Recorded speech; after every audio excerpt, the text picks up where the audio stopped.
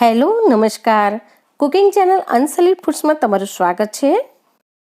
આજે આપણે મેથીનો આચાર મસાલો બનાવી રહ્યા છીએ, જેમાંથી તમે ગુંદા, કેરી કે પછી મેથી ચણાનું ખાટું અથાણું બનાવીને તૈયાર કરી શકો છો। મેથીનો આચાર મસાલો તૈયાર કરીએ તો તેમાં મેથીના કુરિયાનું પ્રમાણ વધારે હોય છે। તો અહીં મેં 100 ગ્રામ જેટલા મેથીના કુરિયા લીધા છે અને તેની સામે 50 ગ્રામ જેટલા રાઈના કુરિયા લીધા છે। તમે જેટલા મેથીના કુરિયા લો એનાથી અડધા પ્રમાણમાં તમારે રાઈના કુરિયા લઈ લેવાના। અને 100 ગ્રામ મેથીના કુરિયા લીધા છે તો તેની સામે 100 ગ્રામ જેટલું દંડી કટ કાશ્મીરી લાલ મરચું પાવડર લીધું છે। 1 ટીસ્પૂન જેટલી હિંગ જોઈશે, સાથે 1 ટીસ્પૂન જેટલી હળદર। અહીં મેં 1 ટીસ્પૂન જેટલી કાનપુરી વરિયાળી લીધી છે। વરિયાળી ઓપ્શનલ છે, પણ નાખશો તો સ્વાદ ખૂબ જ સરસ લાગશે। અને 3 ટેબલસ્પૂન જેટલું મેં મીઠું લીધું છે। મસાલો મિક્સ કરવા અહીંયા 2 ટેબલસ્પૂન જેટલું સિંગતેલ લીધું છે। રાઈ અને મેથી એ બંનેના કુરિયાને આપણે મિક્સરમાં અધકચરા ક્રશ કરી લેવાના છે।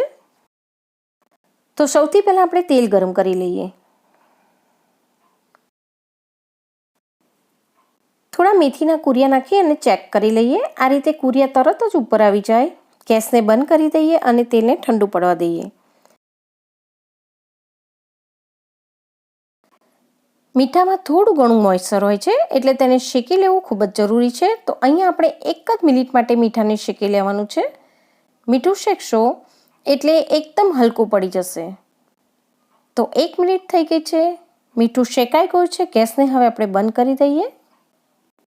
હવે આપણે મેથી અને રાઈ એ બંને કુરિયાને ગ્રાઇન્ડ કરી લઈએ।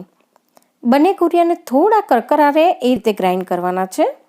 જો એનો થોડો પણ ફાઇન પાવડર બની જશે તો થોડી કડવાશ આવી જશે અને અથાણાનો સ્વાદ બદલાઈ જશે। મિક્સરને ચાલુ બંધ કરી અને ગ્રાઇન્ડ કરશો તો આ રીતે કરકરા કુરિયા તૈયાર થઈ જશે। તો એક મોટું વાસણ લઈ એમાં મેથીના કુરિયાને એડ કરી દઈએ અને રાઈના કુરિયાને પણ આ રીતે જ મેં કરકરા ગ્રાઇન્ડ કરી લીધા છે, તેને પણ વચ્ચે એડ કરી દઈએ। હવે શું કરવાનું છે કે વચ્ચે નાનકડો ખાડો કરી થોડી જગ્યા કરી એમાં 1 ટીસ્પૂન જેટલી હિંગ મૂકી દઈએ અને આપણે જે તેલ ગરમ કરેલું તે હજી થોડું નવશેકું છે, તેને આ હિંગ ઉપર રેડી દઈએ અને આ નવશેકા તેલની ઉપર જ 1 ટીસ્પૂન જેટલી હળદર મિક્સ કરીએ, જેનાથી આચાર મસાલાનો કલર ખૂબ જ સરસ તૈયાર થશે। બધું એકવાર મિક્સ કરી લઈએ।